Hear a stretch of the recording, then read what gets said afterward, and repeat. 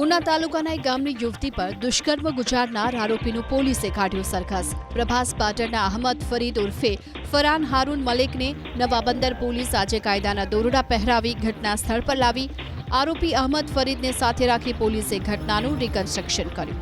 પોલીસે કરેલા રિકન્સ્ટ્રક્શન દરમિયાન આરોપી અહમદ ફરીદની ચાલ બદલાયેલી જોવા મળી।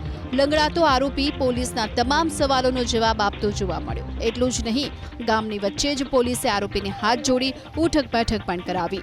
આરોપીના નીકળેલા જ વરઘોડાને જોવા માટે મોટી સંખ્યામાં ગ્રામજનો પણ ઉમટ્યા। આરોપી અહમદ ફરીદ પર યુવતીને ડરાવી ધમકાવી દુષ્કર્મ ગુજાર્યાનો આરોપ છે। મિત્ર અવેશની મદદથી પહેલા તો તેણે યુવતીને કોડીનાર બોલાવી, બાદમાં જૂનાગઢથી બસમાં બેસાડી યુવતીને અમદાવાદ મોકલી દેવામાં આવી। અમદાવાદમાં યુવતીને એક પીજીમાં રાખવામાં આવી, જ્યાંથી નવાબંદર મરીન પોલીસે યુવતીને મુક્ત કરાવી અને આરોપીને ઝડપી લીધો।